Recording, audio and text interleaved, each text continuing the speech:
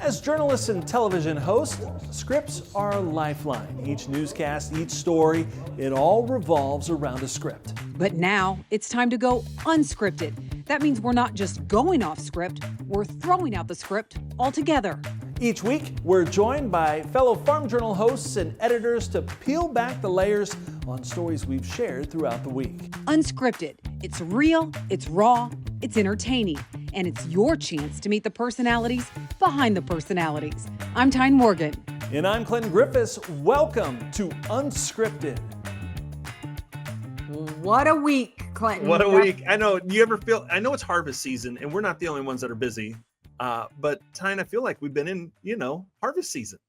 I feel like I need to admit something to you right now. Oh, okay? Go ahead. Ooh, go ahead. Hold on. I'm ready. Okay. I'm ready. I really wanted to add Bailey's to this coffee this morning after this week, and I didn't. You would be so proud of me. I'm so proud. I did it. I'm so proud of you. Now, if proud of you. If we had rum chata in the cabinet, that may have been more, that may been a different story. Yeah, all we had was Bailey's, and I was tempted, but I didn't. It has been that week. My gosh, I have whiplash from everything that's happening. And just some, even on social media, some of the comments of those outside of agriculture, now that there is some frustration, among both farmers and ranchers toward this administration. It is lots of frustration. I think that's a fair assessment, Tyne. And it is trying to make sense of it all. What's happening next? I mean, even, Friday morning, there was news. Apparently, trade discussions with Canada are now off. And I guess I didn't realize that these trade discussions were still happening because China's been taking the spotlight.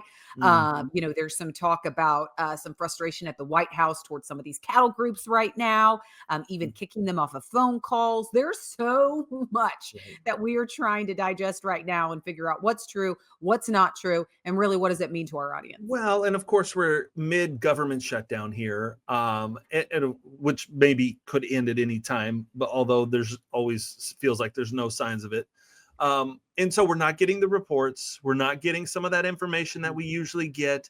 We're not getting, and to be honest, a lot of our conversations center around, the latest data and information that we get out of Washington. And so that kind of gives us this snapshot of like, here's how production is going. And here's what expectations are for, what's available to sell and what the prices are going to be and on and on and on. And so we're just not getting that information. So we're looking for cues in other places. Right. And for me, Tyne, my biggest question this week is, what are we doing in South America? Right? Like, so we're kind of in a yelling match with Brazil a little bit over tariffs, et cetera. We've got this deal with Argentina. There's the Venezuela drug running boats situation that's happening, and it's like, I just feel like there's a tit for tat with Colombia now. Like, I just feel like there's a new focus into the Southern Hemisphere that we haven't seen. And so like, as I'm looking for cues of like what the future holds and why, those are the questions that I'm starting to ask. And, then we layer on top of that, like, hey, we still got work to do. Like there's livestock to raise, there's, cattle to feed, there's harvest to get done. And so, all of those things layer together to make it just a little bit of a wild month here in October. You know what hasn't changed? Is the fact that commodity prices are still low, about the same as where they were last year, and cash prices sometimes lower in some cases. Cattle markets were on a wild ride this week, and input prices remain high. That has not changed. No matter what we see headlines and reported, that situation has not changed. The economic pain in farm country is real. And so, Clinton, this week for the podcast, we wanted to invite someone on who is really having these hard conversations, not only wanting to spark conversation, but also spark change. And for many in agriculture, they say that is what's needed right now. And so we wanted to invite on Joe Maxwell, who's actually the co-founder of Farm Action and the chief strategy officer. Let's bring Joe in because we are excited for this conversation today. Joe, thank you so much for joining us. Well, thank you, Tyne. Great to be on. Love your format. Love the program. Thank you. Well, appreciate you, Joe. And for those that don't know a lot about Farm Action, because, if you're covering this every day, you start to learn who the people are. Tell us a little bit about it. Give us a little background. How did it start, and how did you get involved in something like this? Well, I'm a fourth generation family farmer from Missouri. So I got started in agriculture at a very young age, as most of us farm kids do. Um, then I watched and witnessed the farm crisis of the 80s. So I have, at that time, I chose, knew and understood that government policies drives future opportunity for farmers and ranchers in America. Farm Action was formed. My co-founder with me is Angela Huffman, um, a farmer out of Ohio, and her and I saw a need to have a farm organization that looked up and down the food chain, the food supply, Mm-hmm. and begin to connect the dots. There was so much going on. Everybody was talking about this hopper or that hopper. Nobody was connecting the dots. So our mission and goal is to do the research, connect the dots, and then provide policy recommendations that'll address the crisis in agriculture and rural communities across America. Policy drives future opportunities. Joe, you are exactly right. I mean, the past few years we would talk about policy, and really it wasn't something that, when we post stories on AgWeb or some of our websites, really people didn't weren't that interested in. But I had one economist tell me, listen, what happens in Washington can wipe you out quicker than a drought. And so when you kind of bring that into perspective, it really is true. But Joe, for you today, there's a lot of things. I mean, I first saw Farm Action on social media. You were raising some alarms about what's happening in farm country right now, and some of the change that needs to happen. But what is the biggest thing that you're pushing for, Joe? Well, I think for us, it's structural change within the farm programs. I don't care if we're looking at soybeans and the price of soybeans today, or we're looking at this fragile cattle market where the president can make one statement and we can see, a limit down. We're looking at structural change.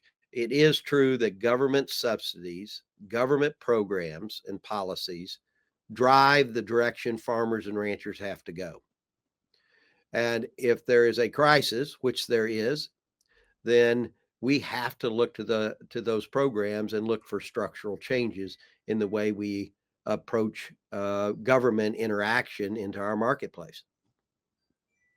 Joe, as you talk about what's happening in the ag economy right now, give me your synopsis of where we sit. And I feel like there's really two separate kind of windows that we're looking at, right? You've got the row crop folks on one side, and then you've got the livestock people on the other side, specifically cattle. I think, hogs, et cetera, in a little bit of a different category. But what's your take on where we sit today in terms of the ag economy overall? Well, first, I think there's a big parallel between the row cropper and the cattle farmer, because they truly are still independent to a large extent. When we talk about, you mentioned hogs, Clinton, that's almost a completely vertically integrated model where the packers control, the animal, the feed, kind of chickenized it, if you will, not unlike what Tyson did to the chicken industry. So I think there is some parallel there as we try to look at and preserve independent independent family farm agriculture in this country. They are in a crisis. There's a lot of economists that say, well, look at the numbers. It doesn't show that. Well, the economists are missing what's happening on the ground. We, just as an example, we've addressed, the federal government is talking about the third bailout for farmers in 12 months. If that shouldn't tell the facts, nothing does. Congress is going to step up. They're saying trade war.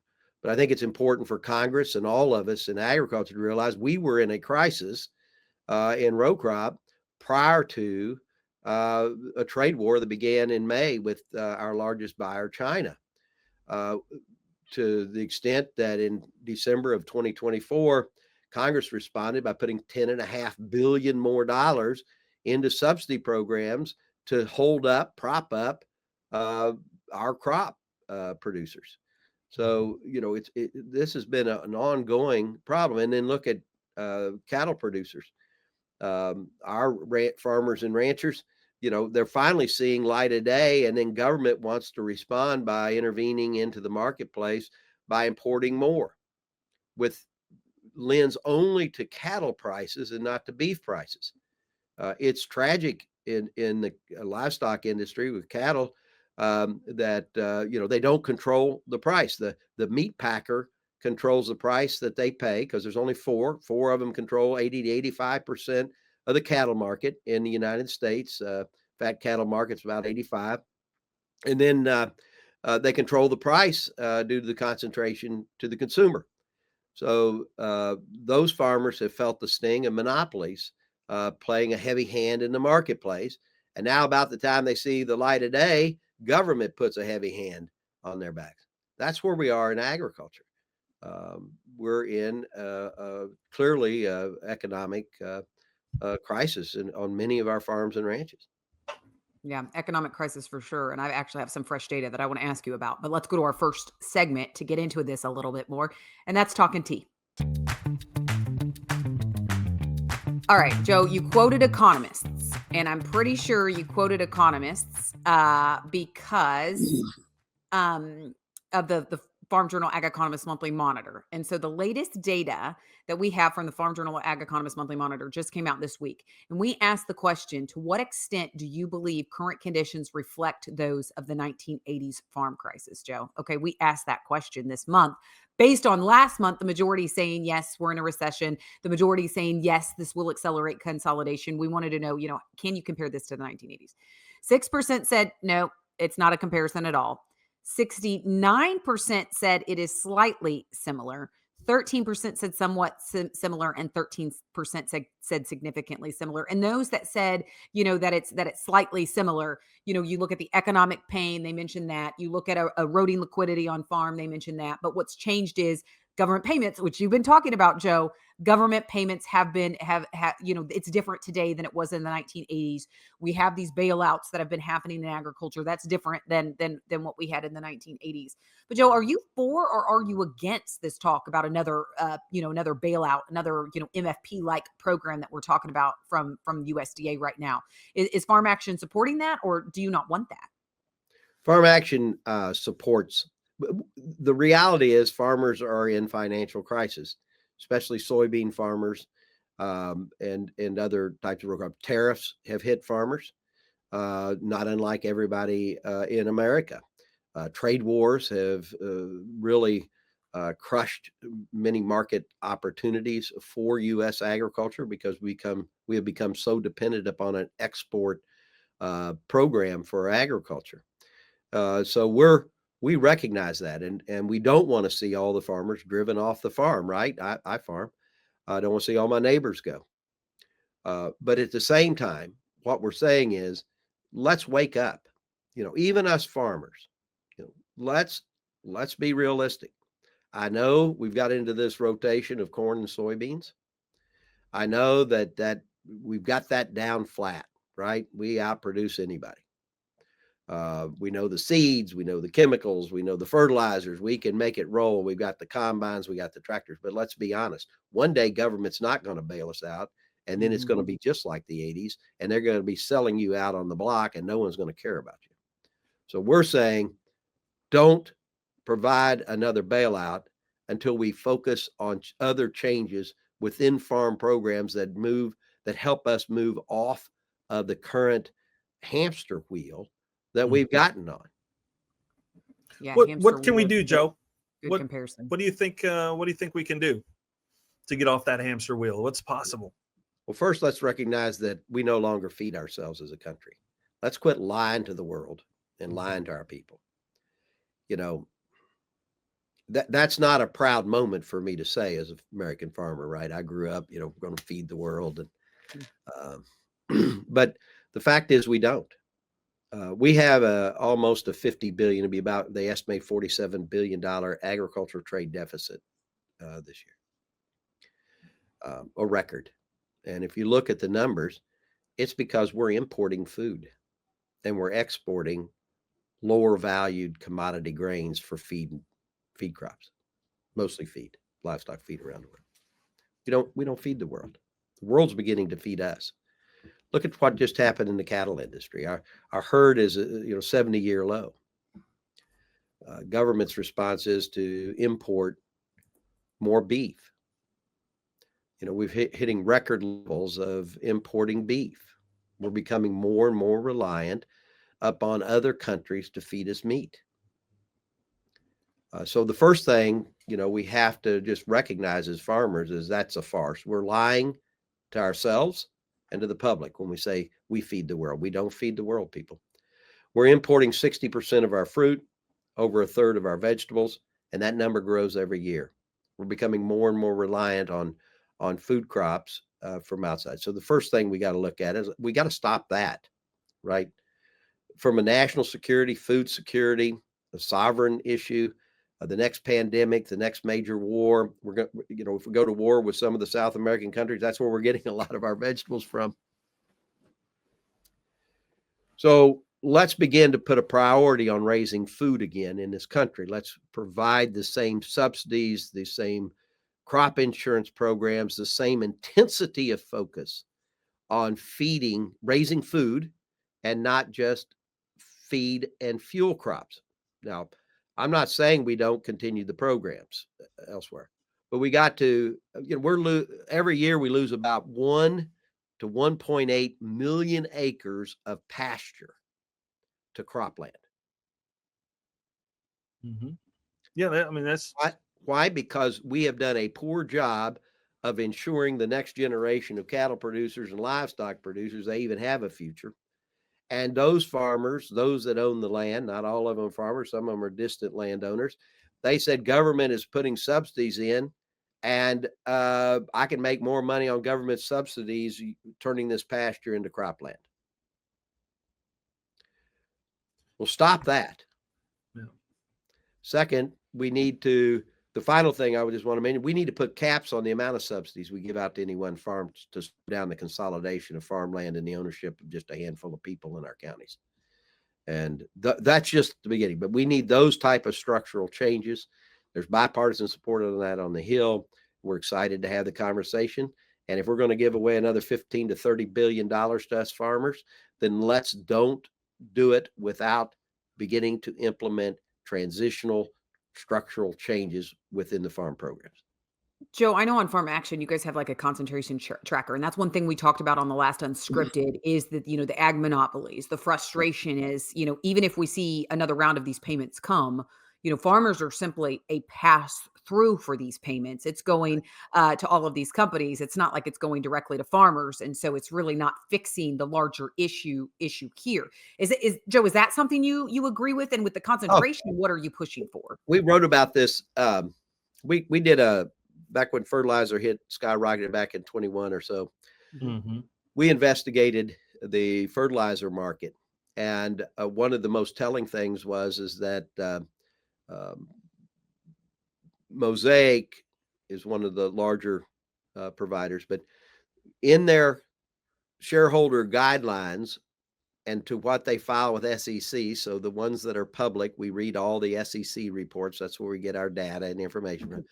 They announced within their reporting that 50% of their pricing model is based upon how much the farmer is paid.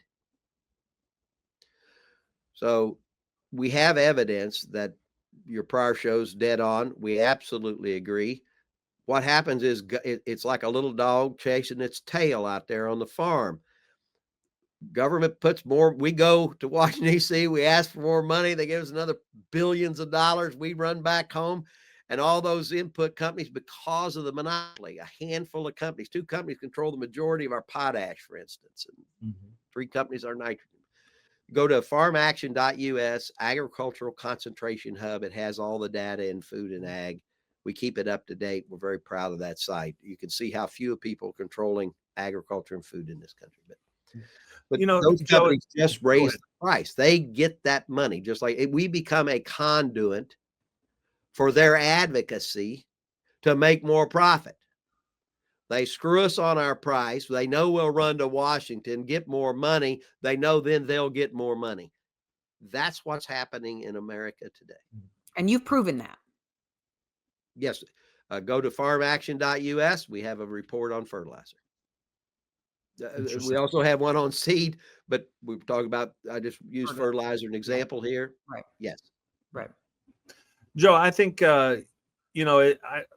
I think Tyne and I have talked about this for a long time, is, the difference between farming and food companies, and like that there is a difference in what the consumer gets and who's in charge of the food that goes out the door and what leaves your farm in terms of the raw product, right? Like you're selling hogs, you're selling sheep, that leaves your house is this type of product. But when it hits the grocery store, it's not the farmer's product. And so it sounds like what you're trying to advocate is maybe we can get a little closer to the consumer and try to gain back and take out some of the middleman in the midst of all that.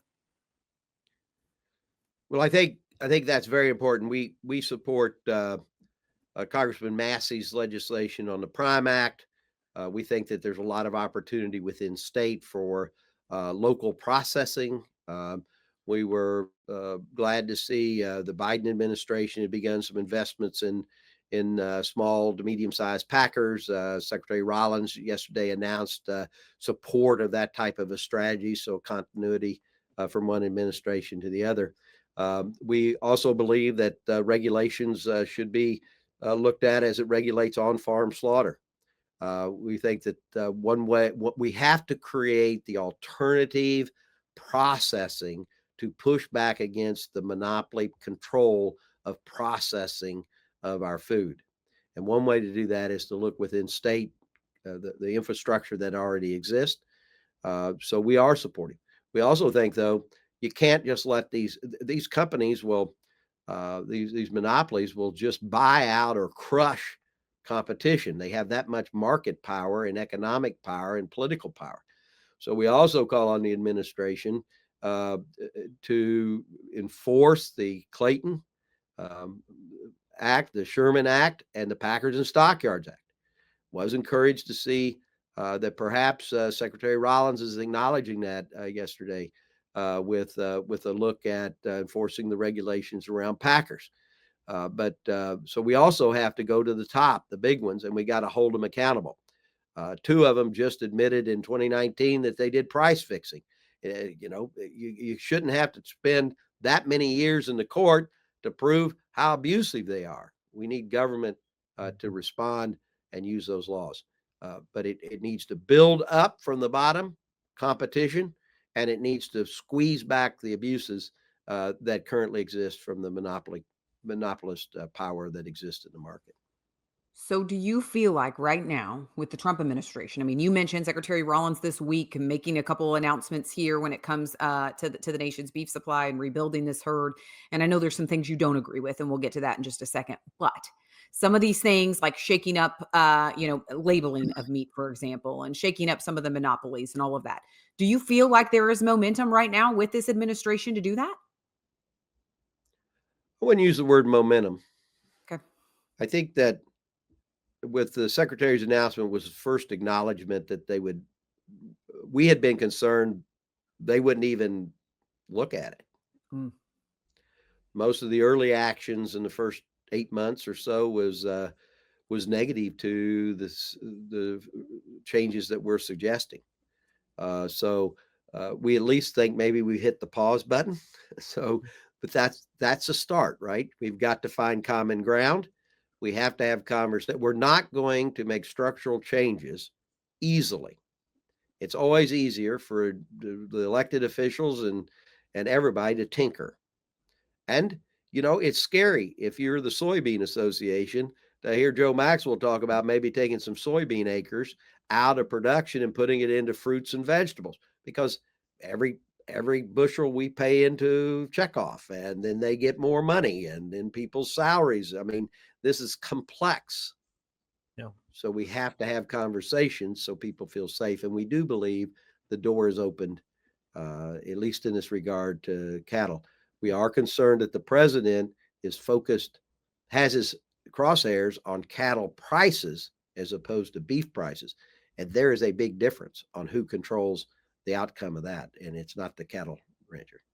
Well, and I think, the administration did that with egg prices, right? Egg prices were high, and then we imported eggs, and the egg prices are low. They also changed some structural issues in the way that they manage the flocks and the way that they were reporting some of the avian flu. And so we did see pressure, and egg prices are down.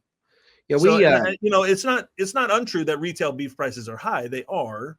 And we've, less than 1% of our total consumption coming from Argentina. That's not a lot of beef, right? We've imported from other countries for a long time. Just playing devil's advocate for you, Joe, a little bit on, how do we do that when we see that in one industry, but we don't want it in this industry? You know what I'm saying? Clinton, know that Farm Action was a leader on the issue on eggs. We disclosed and worked with we were very discouraged by the Biden administration not investigating the egg industry. We provide them with sound information. When the Trump administration got elected, the president seemed to be very focused on eggs. So we kind of brushed up all of our research and shoved that out the door quickly. And we had a very good conversation with DOJ under the Trump administration. They opened an investigation on eggs. We think that not only did they import, I'm not sure how, I don't recall the numbers. We didn't think that the numbers was more, it was the optics to tell. I don't think the numbers equaled it, but suddenly you had an administration that said, we're willing to import, and 2, we're going to investigate you. And know that Cal-Maine, the largest egg producer in the United States, had made record profit after record profit. They made more in one quarter than they made in a full year.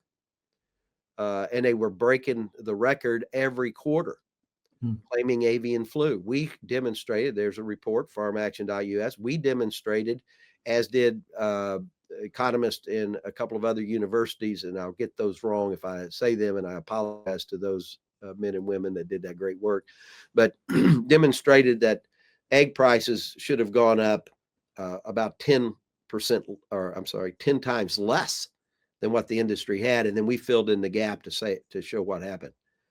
2 companies control 90%. I'm not talking about eggs, but you're right. All this is the same. Now, 2 companies control 90% of the hatcheries. So if you want to get a laying hen pullet in the world, and that was part of it. But you're right. So we're open. It's been hard to get them to put the brakes on and take a look at this administration as it relates to not looking at just this current model of agriculture that we have and we've built over the last 40 years. But it was positive to see at least an acknowledgement as it related specifically this one to the cattle rancher and farmer. So, but we're open, and we have had positive communications with certain lower level folks in other administrations. We've been talking to SBA about loans and other things. They were in part of the announcement. We would be happy to talk with the secretary. We have had positive responses from her office. It's interesting that you said, though, you tried to have this conversation with the last administration too. So it's over a couple administrations that you've been trying to work to have this spark this change. Okay. We need to go to our next segment, but I've got some questions for you. So now we're going to go to What the Sigma. All right. For What the Sigma, Joe, I want to talk Argentina because I have not seen, it's been a while since I've seen every single cattle group actually in agreement. And pissed, to say the least, Joe. And now and those were definitely cattle groups this week and last week. And Joe and Farm Action, I know, was in on these conversations as well. But the thought of importing beef from Argentina. Now, Joe, I've talked to some economists and they're saying, listen, because I've asked the question. I had a viewer write in and said, Tyne, can you please answer the question this week on the show? Why is the Trump administration getting so cozy with Argentina? So I had an economist on to try to explain some of this. And he said, listen, it is a game of 3D chess right now, and China is in the middle of it all. That is what you have to understand. Also, when it comes to beef, you're looking at just a couple days of supply that we're talking about importing, but it's like the psychology of it, Joe, almost like what you talked about with eggs. It's the psychology of it that we're saying we're going to import more beef. But when it comes to Argentina right now, first the $20 billion, it looks to be like more than that for the bailout, and then they lower their export tax, and then China comes in and buys soybeans from Argentina. And now the Trump administration talking about importing beef from Argentina. Joe, what is your beef with it all? Why are you so frustrated right now about this announcement this week? Well, it's on the heels of other announcements to bail out Argentina. It's not just one; it's 3 hits. There are some very big, heavy financial institutions, the World Bank, BlackRock, others have invested heavily in Argentina, and their economy is failing. And we go in while the government's shut down. Farmers are being denied access. I understand they're going to open up FSA offices, but we've been denied access. We see healthcare for 25% of farmers depend on ACA subsidies. Those farmers are facing those hikes. We see all these problems, China trade war, and we see $20 billion flow to Argentina. They lower one of the export tax requirements. China, who we are trying to get to buy our soybeans, immediately bought soybeans from Argentina. Then we put another $20 billion into their economy, equaling $40 billion. And then this week, an announcement by the president that, for whatever reason, he's choosing Argentina as opposed to any other country to import, to allow increase in imports of beef. So I think in farm country, it's just a lot to keep talking about Argentina and giving them a favorable status to some perception over that of U.S. farmers. Well, and I think a lot of the frustration I've seen, Tyne, and Joe, you can, tell me if I'm wrong or not, but it just seems like, a lot of ranchers out there are finally saying, oh my gosh, we're like making money. We're actually profitable a little bit here. We're ready.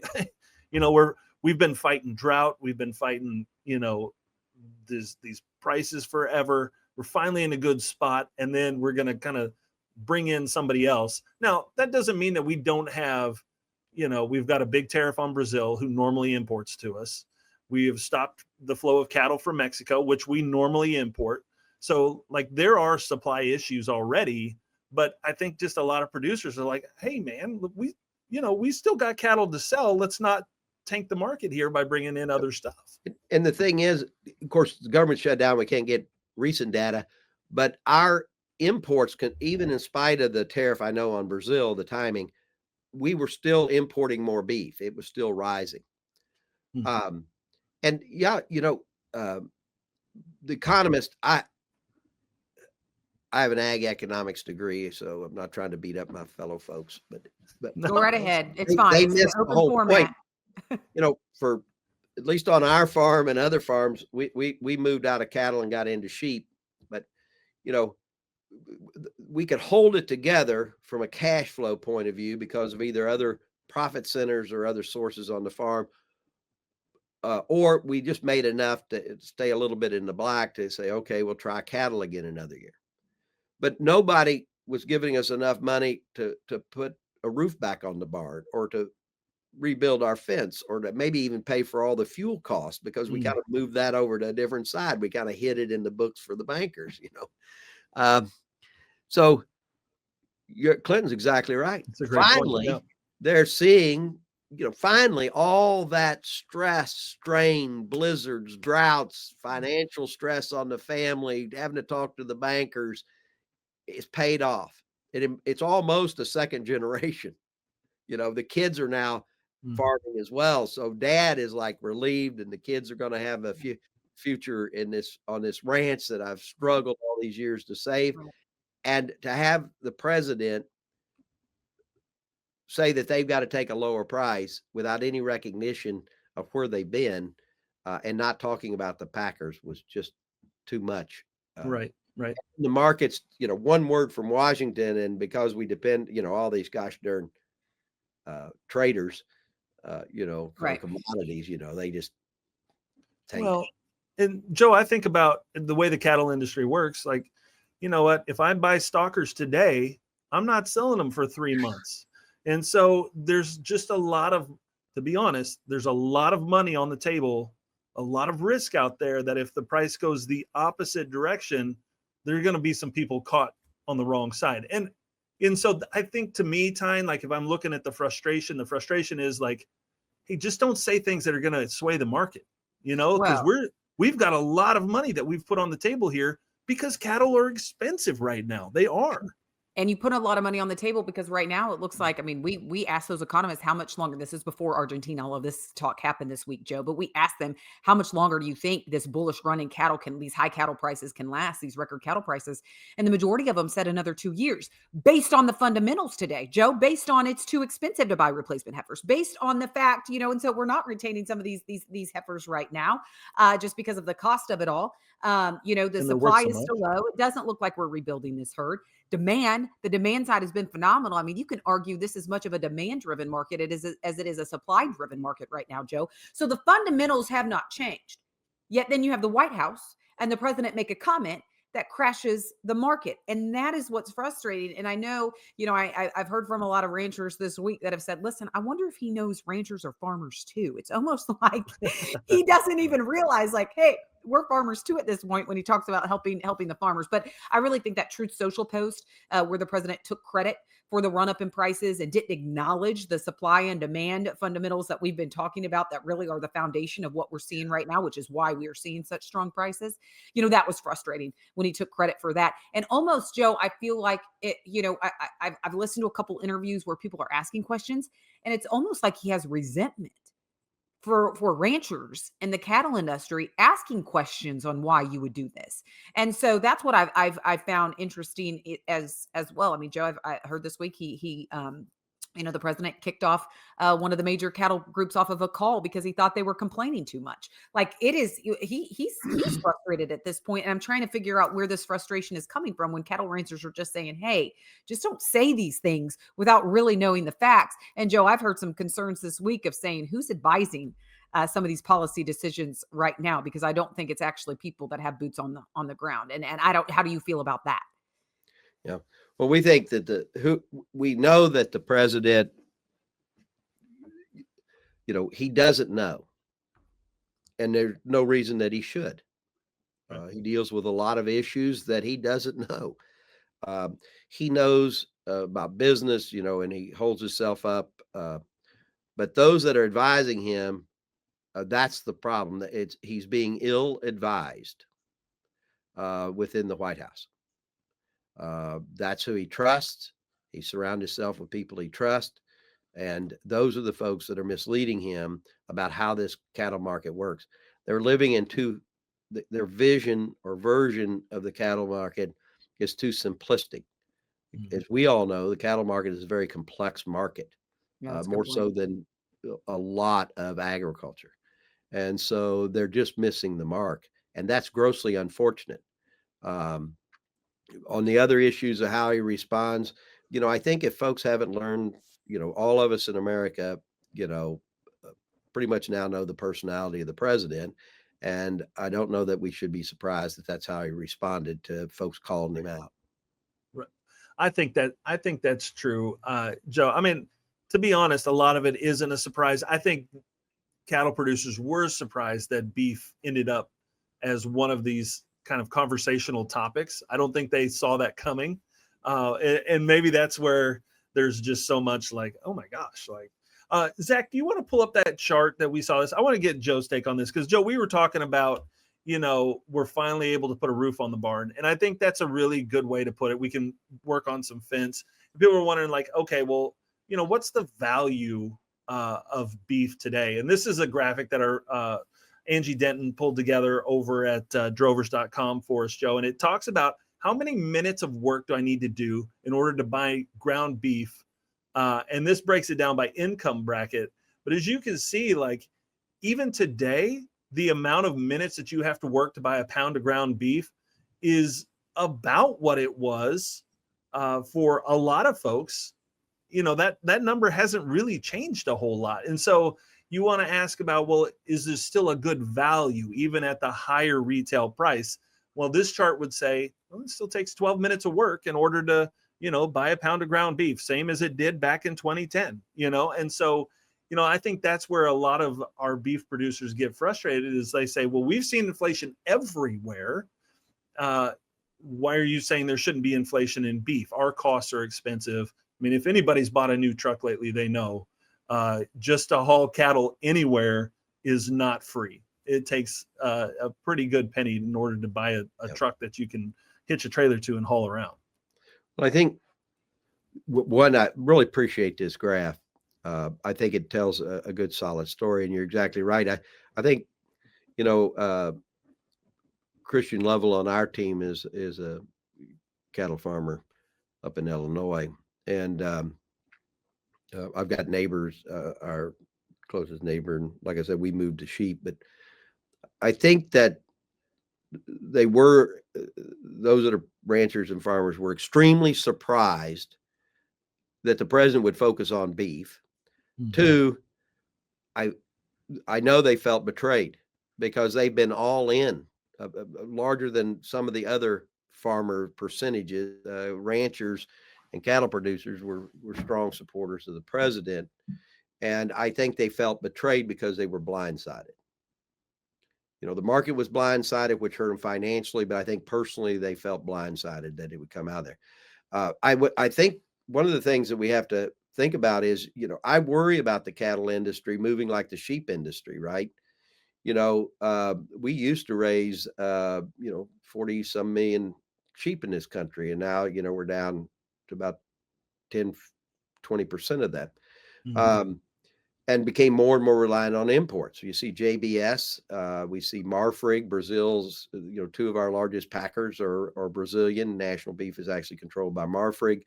And I worry that the people advising the president are shooting for that same kind of model to benefit JBS's and these globalists and their desire. And there's no intention of ever restoring the herd in the country. And at some point, they'll flip it to where look just like the sheep industry, where the majority of our beef comes from somewhere else. The packer still makes the same amount of money because it's still the same company, right?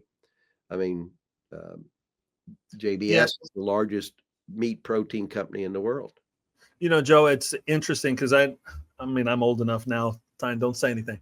I'm old enough now to remember in my small town in New Mexico and in my grandparents' small town in New Mexico, there were local processors. There were local, butcher shops and people that were processing cattle, and they were processing sheep and hogs.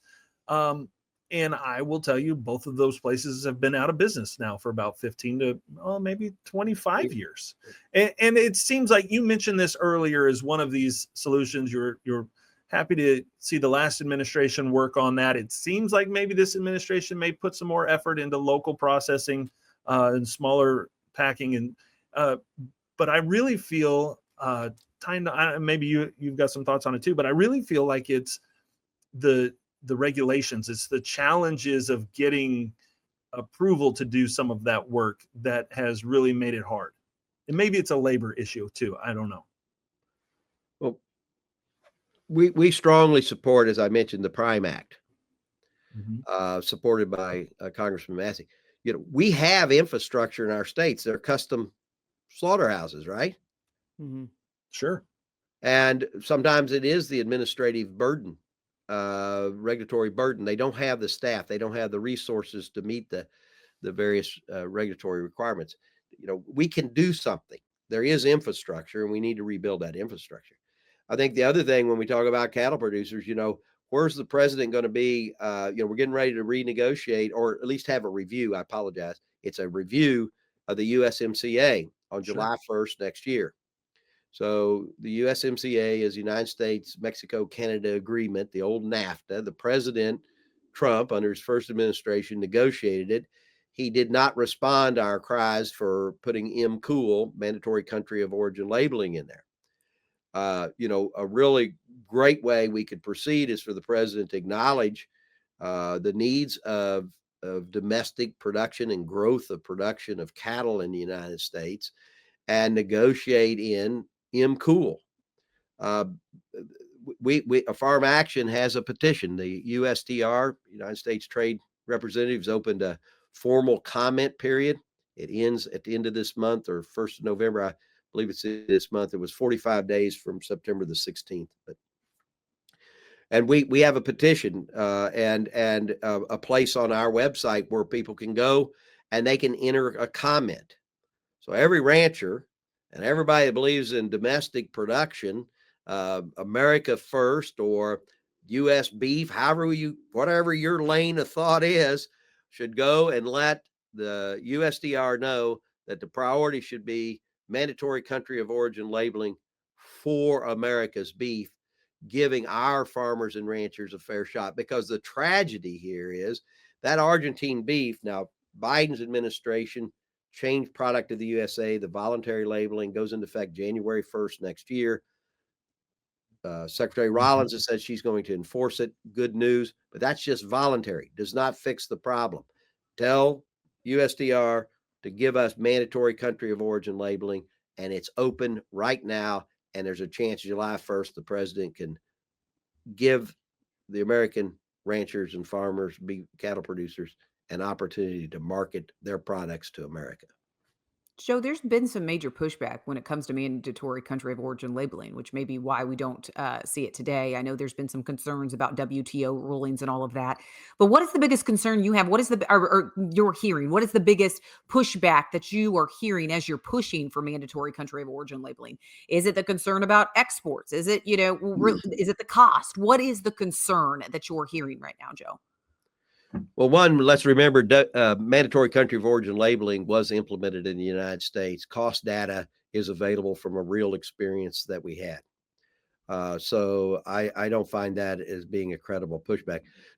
On the Hill, and when we talk to folks, it's WTO, which we're shocked by. Yes, WTO was going to hit us with $1 billion worth of fines back in 2015. But WTO, President Trump and his first administration rightly quit appointing the tribunal appointments. And President Biden continued that. And today there aren't any. So there can't even be a case at WTO. So I think that's a weak argument. But that is the biggest argument that we're hearing. Understand that JBS, Marfrig, Cargill, Tyson don't want this law because they want to bring in Argentine beef or beef from around the world and drop it in a vat and put a USDA inspection sticker on it. So because Americans believe that if it says USDA inspected, it's U.S. beef. That's what polling has showed, surveys.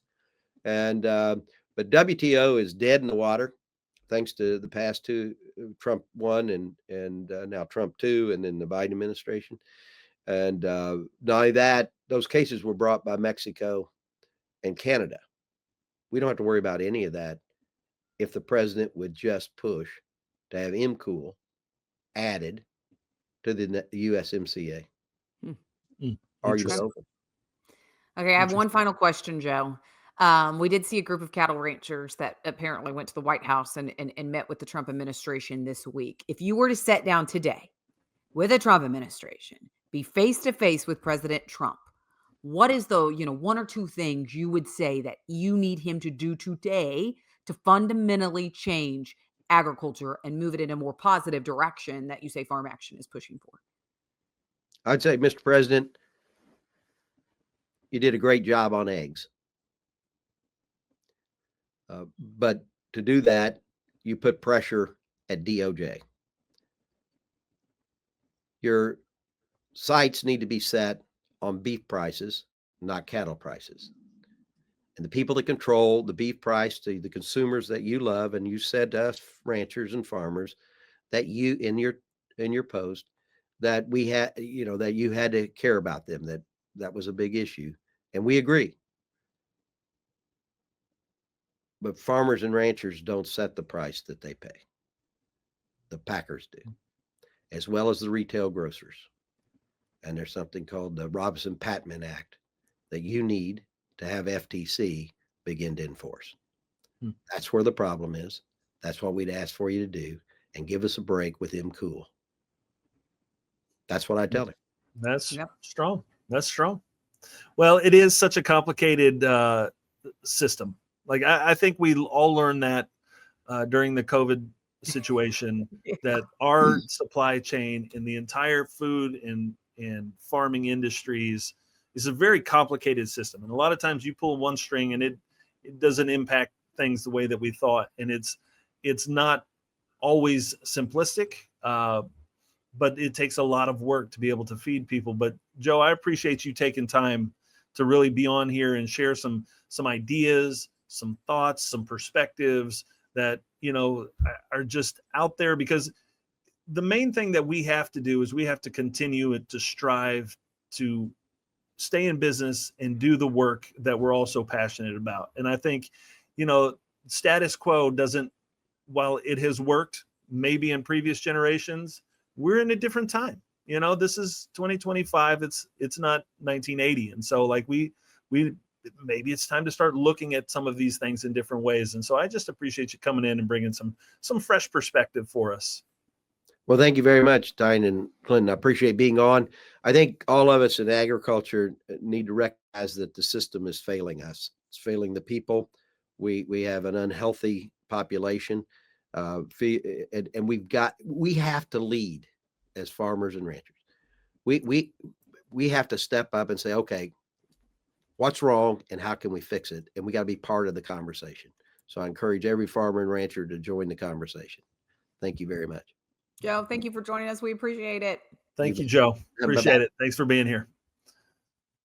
The system is failing us. I mean, that's Yes, pretty telling right there. And I think, you know, like I mentioned it earlier, but we look at the, you know, the latest Ag Economist monthly monitor that we do, and we have those fresh results out this week. And we ask the question, you know, is this a repeat of the 1980s? And, you know, most economists say, no, it's not a repeat, but don't let the fact that it is not a repeat of the 1980s mask how bad it is right now. It is different. And you mentioned it. It's not the 1980s. It is 2025. Agriculture today is different than it was 40 years ago.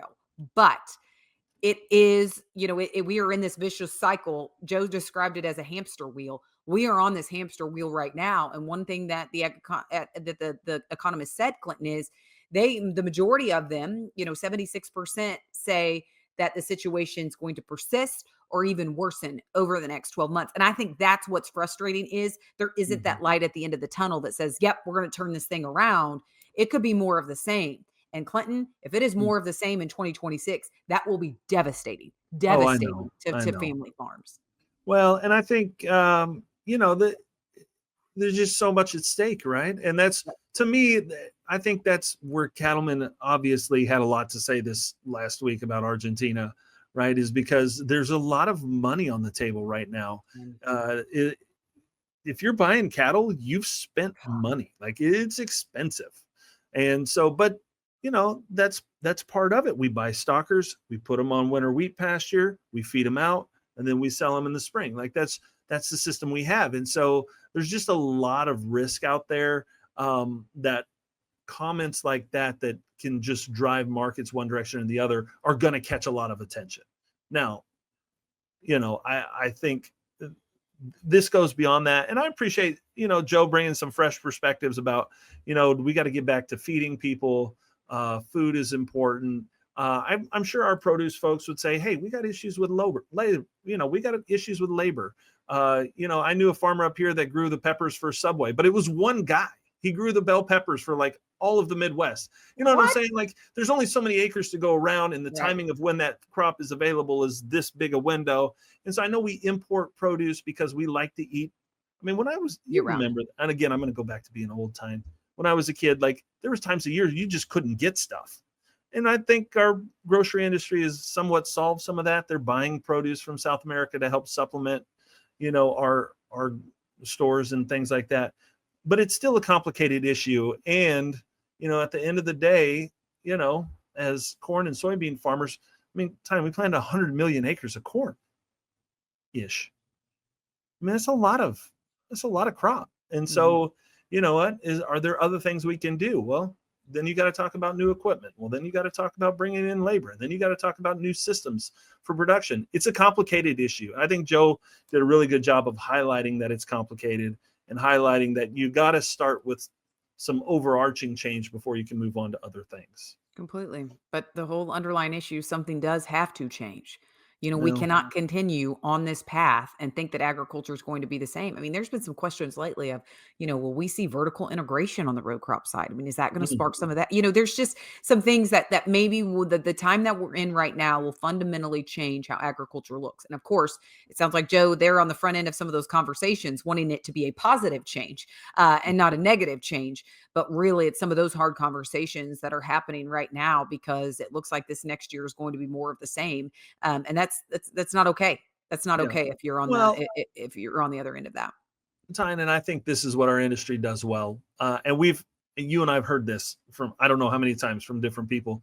We've got to have a seat at the table. And I think that's kind of what this conversation was today, was like, let's figure out a way to have a seat at the table and talk about these things rather than be dictated to. And I think, as an industry, young folks coming in, the people that have been doing this for a long time, we've got to come up with new ideas and we've got to go out and advocate for them. We got to try some different things in order to figure out a way to be profitable. And when we had the farmer on the last time, and he was very frustrated about, the input costs and the side of the cost of equipment and all of those things. I mean, at some point you have to start talking about it in order to make sure that your voice is heard. Otherwise, people think, well, you know what, they're going to make it. It'll be fine. And it isn't always fine. We've lost a lot of farmers. A lot of people have gotten out. And so I think stress is already high, right? Not Mhm. only the economic stress of everything right now, but just this, this, what am I going to do for next year? But the negative sentiment towards agriculture, of those I know. outside of agriculture. I mean, I got a message this morning on the US Farm Report Facebook page from a farmer saying, listen, there's an activist group or something that continues to comment, and the negative comments are outweigh, this is not farmers and ranchers commenting at this point. It is much broader than that. And it feels like agriculture is being targeted. There's a lot of this, well, this is what you voted for, so, deal with it. I'm seeing a lot of those comments and things, but there's resentment towards ag right now. And I do not know where that's coming from, Clinton, but that's Yeah. also something that we'll probably be talking about in the weeks and months ahead, because I feel like that negative sentiment is almost at an all-time high. And I don't know where this is coming Which is from. interesting because it's such a flip-flop from what we saw during COVID, right? Right. You had grocery workers, you had farmers that said, Farmers I'm were the staying most on the valued. job. Farmers were the most valued during the I pandemic. know. And I now it is know. this 180. And that's what I mean. This is something that we are going to look into because I don't know where it's coming from, but it is at an all-time high and it is not helping. Well, and I think it is not helping right now. I think it goes back to just the inflationary pressure and for families trying to feed their kids and themselves. I mean, groceries are expensive. Let's not pretend. And I think that's what Joe was saying is like, hey, it's not just the farmer that is behind the price that you're paying at the grocery store. There are these other people still making record profits. We need to take a look at it. And so the whole grocery conversation, food company conversation versus farmer conversation is a good one to have. I just, I don't have answers for all of it though. I just know that, for my household, feeding people is expensive. You got to do it, but it's expensive. It ain't free. So Yep. Nope, you're right anyway, on. these are big topics though, Tyne. Big topics that we need to talk about. I mean, why not in the week with a big topic? Why not have a big topic just after the week we've had? So why not? Yeah, exactly. All right. Well, Clinton, thanks for, helping with this conversation. I really appreciate Joe joining us and being on. It was, interesting to hear some of his insights and his line of thinking. I think we're going to hear more of this in the months ahead. Well, we got to start somewhere. And the more we can all sit down, like you said, all the cattle groups together in one voice, the more we can sit down together and talk this through and talk it out and, just hear from each other, I think the better the industry will end up being. Yep. All right. Well, Clinton, thank you. A big thank you to Joe again. And until next time, live your life unscripted. Thanks, everyone. Thanks for joining us. You can dive into more of Unscripted on Farm Journal's YouTube channel and listen to it anywhere podcasts are found. I'm Clinton Griffiths. And I'm Tyne Morgan. From all of us here at Farm Journal, keep it real as you live your life unscripted.